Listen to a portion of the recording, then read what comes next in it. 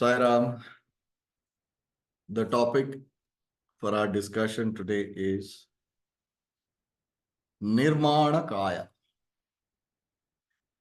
So, what is Nirmana Kaya? Kaya is the body. Nirmana is to manufacture, make, create, whatever. So, transliteration of this word Nirmana Kaya means recreating or creating a body. Literal meaning of Nirmanakaya.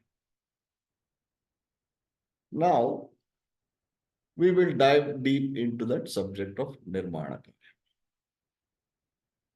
What it is, how is it done, what is the history of it, who has done this before? Several questions pops up in our mind. So the first person who performed the Nirmanakaya was an Adi Avadhuta. The Avadhuta, the first Avadhuta who descended on earth.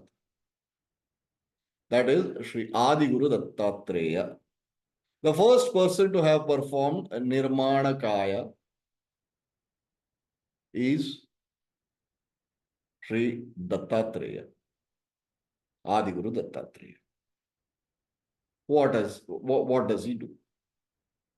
Dattatreya is born or appeared in a remote place of Himalayas. He takes permission from his mother and father, Ma Anusuya and Maharshi Atri. Atri gave away his son as a datta. Datta means giving away. Giving away in adoption for the welfare of the world. Datta Atri. Atri who is given on Datta, this boy. That is Datta Atreya. Atreya's son, Atri's son, Datta. Well, so Dattatreya, from the heights of Himalayas, from the ashram of Maharshi Atri, descends to a plateau. He initiates 9 disciples, first 9 disciples, the Navanathas. Then after which, he starts traveling all across the world to give the Guru Tattva, the concept, the excerpt, the teachings, the importance of imparting the knowledge, the divine knowledge, how it has to be done, what it is all about, and how a guru as a tattva or in a form to be looked after entire Guru Shishya Parampara and tattva of Guru, he starts spreading all across the world. They say from Himalayas, he goes all the way till Greece, Guru Tattva, or entire of northern hemisphere, and every place he descends down and preaches, teaches, imparts, and comes back to Chitrakoot. From Chitrakoot, he goes all around the subcontinent of India, spreads the Guru Tattva, and finally, when this Guru Tattva, today the whole world is existing because of Guru Tattva. Guru Tattva is somebody who is giving you the knowledge, who is bringing you from darkness to light. Gu means darkness, Ru is light. The one who brings you from darkness to light is Guru Tattva.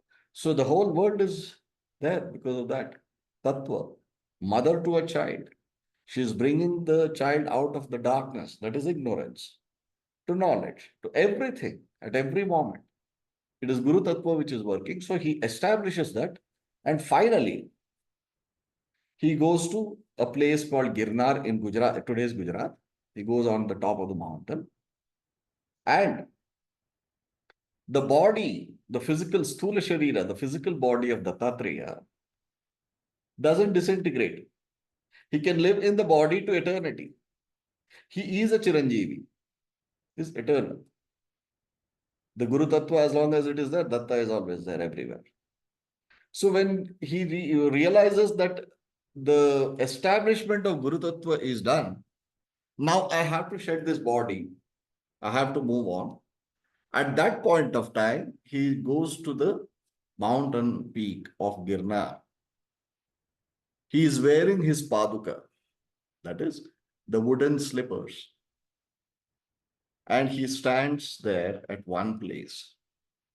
And standing there at the top of the mountain, Girnar, Dattatreya performs Nirmana Kaaya. He basically, what Nirmana Kaya is, the first person or first entity, first divine entity, the Guru of Nirmana Kaya, Sri Adiguru Dattatreya. So Datta decides, okay, body I can create anytime I want. That is Nirmana. So he says that let me disintegrate this body. I don't want to be confined to this body. I don't want to be in the confines of this Sthula Kaya. Thinking so. And I can always, the Aham, the conscience, right, can appear anywhere, integrate those five elements anywhere and appear anywhere. So this body is not required at the moment, right? So he stands there on the top of Girnar and he just disintegrates the five elements of the body. The disintegration of five elements and integration of these five elements is Nirmana Kaya. This is not death. This is certainly not death. It is Nirmana Kaya. It is independent. Dattatreya, we are made of, Dattatreya tells, we are made of five elements: the earth, the water, the fire, the air, and the ether. These are the integration of five elements makes the body. Datta says the same as when a male and a female come together and due to their intimate moments, the conceiving happens and the child is born. That is the Nirmana Kaya. The same thing, Prakriti and Purusha, my parents, Shiva and Parvati, in other words, the divine cosmic integration due to their sankalpa, I have been bestowed upon with this particular sadhana or the siddhi called the Nirmana Kaya. It just disintegrates to their origins. And then whenever the conscience, wherever the conscience is everywhere, it integrates and appears. That is the Nirmana Kaya.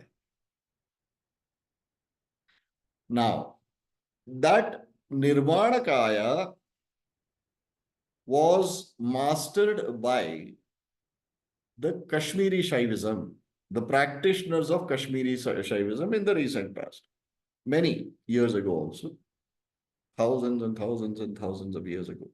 So it was very prevalent in the Himalayan region, very rare, not many knew the technique. It was not imparted also. So more than the technique of Nirmanakaya, you should be evolved enough.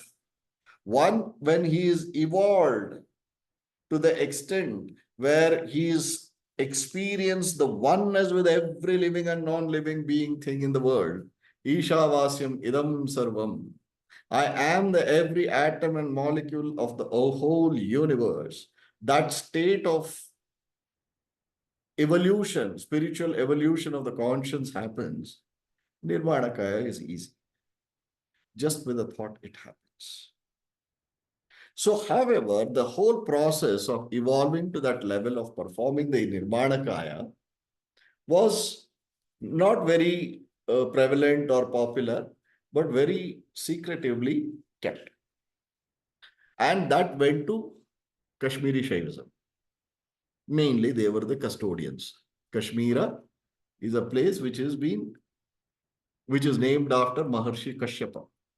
Descendants of Maharshi Kashyapa, Kashyapa is one of the Saptarishis. His descendants took care of this yogic practice called the Nirmana Kaya. Now, I don't know how many of us know about it. Buddhism came into picture. What Buddhism did, Buddhism has main three tenets and three verticals. One is Hinayana, then is Vajrayana, then Mahayana. Hinayana is the practice where Gautama before becoming the Buddha, Buddha is the state, is a Buddhahood, enlightened. Gautama becomes Buddha. Before becoming that, he first punishes himself, his body. He becomes very weak and feeble. He doesn't take care of the body at all. He is disregarding the body.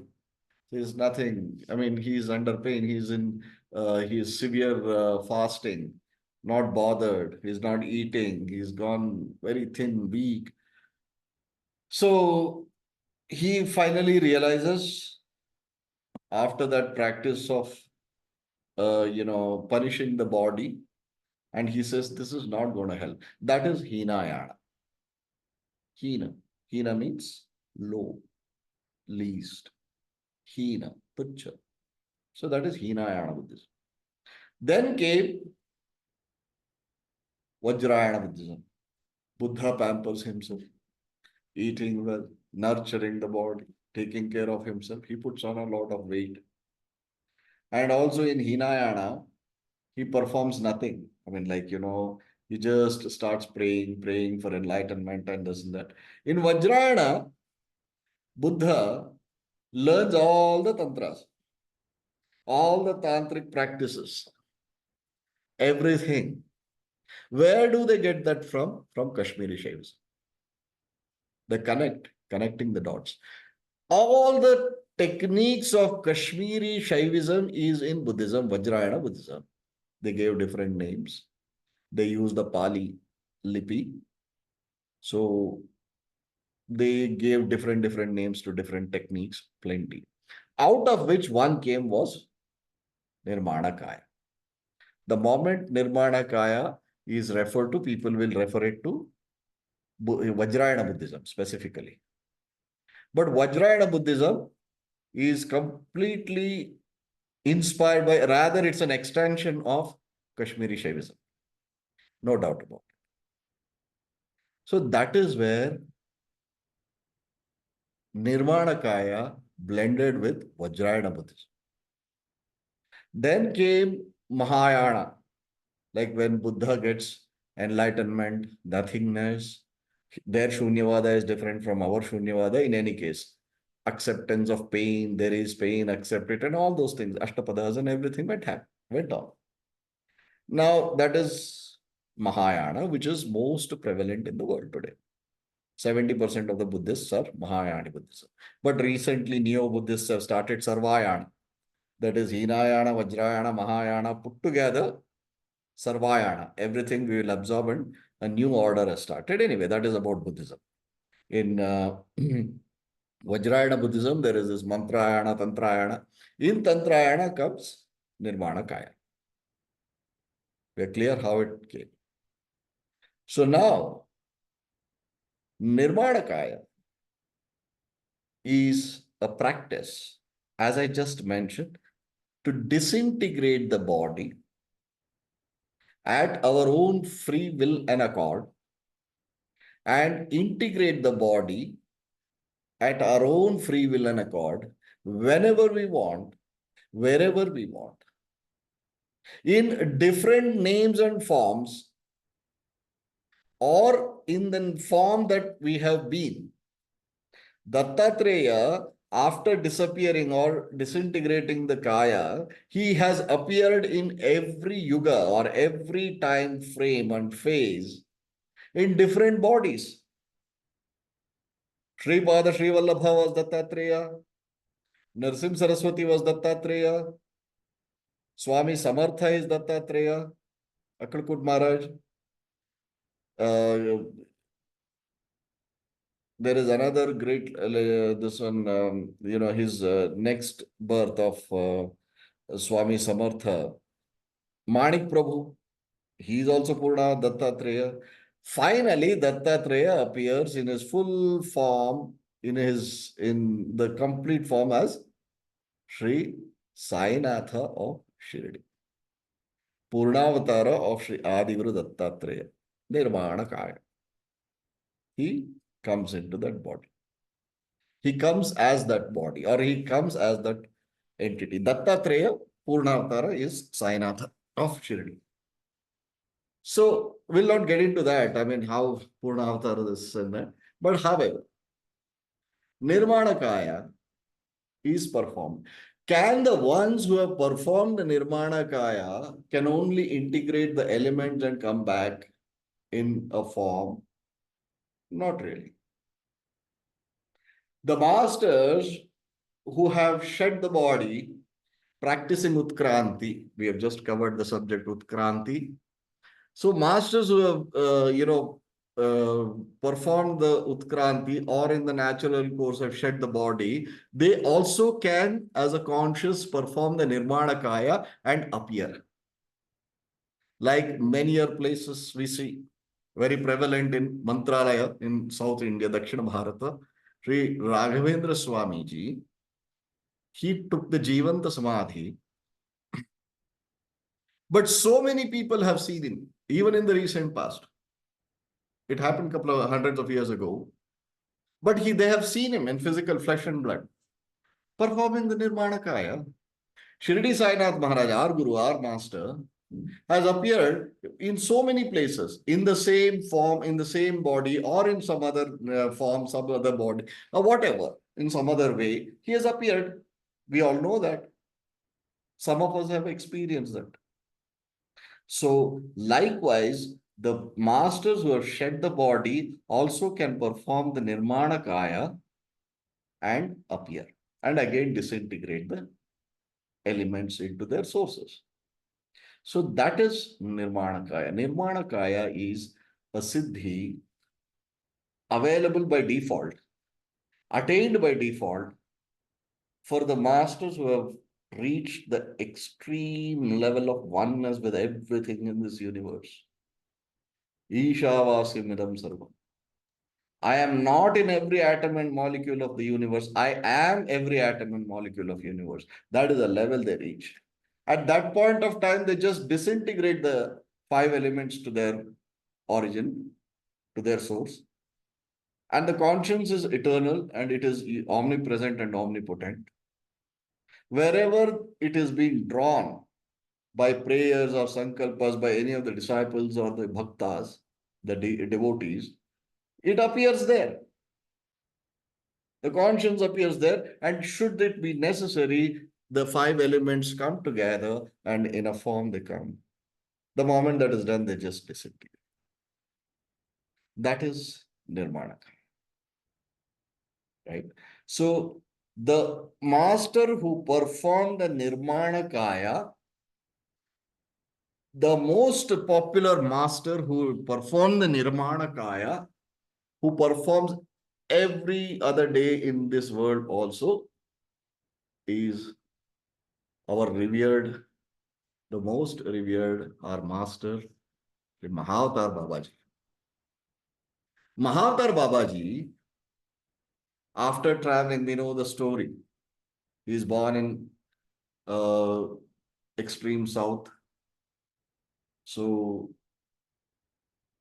from there, he is being kidnapped and he is sold as a slave in Kolkata. He is born in a place called Parangipettai in south, Nagapattinam district, Parangipettai. And a young boy, he had some differences with his mother. He wanted to leave the house.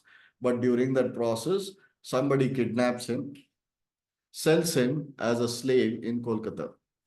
The one who buys him as a slave, he is a very kind man. He sets him free. He says, you carry on. And Babaji goes with some ascetics and some monks, and he joins their group. And he goes on every ashramas. He learns all the Vedas, all the Upanishads, every Shastra, Mahavarta, the Itihasas, Ramayana, everything he learns. There's nothing which he has left, but still he is not satisfied. He said, this is all something which is an information. I know, okay, now I've learned. What is the point? All the mantra yogas, tantra yogas, everything he learns is not satisfied. So then Mahavatar Babaji starts traveling all over the world and starts coming back to his place, Parangipattai. He comes there, he meets his sister. His sister immediately recognizes Mahavatar Babaji. Babaji and his sister, she is also a great, great yogini. So together they start traveling and they meet Bhoganathar. Bhoganathar teaches everything, and finally Bhoganathar says, go to Sri Lanka, meet Agastya. He'll take your Diksha, Kriya Yoga, whatever, and then carry on. So everything happens. He meets Agastya Muni, Agastya Maharshi, Agastya, everything happens. He has taken the Diksha, is enlightened, it's complete. He has understood the Shunya, he has understood the Advaita, everything is fine. And the brother and sister head to Kashi. So they go and settle down in Kashi. At that time, after some time, Babaji says, now it is done. His real name is, I mean, his birth name is Nagaraja. So he says, I'm done.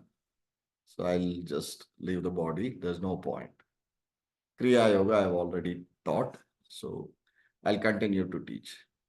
That is when his sister comes around and says, don't do that. Don't ever do that. Because you are here to stay. You have to stay here forever.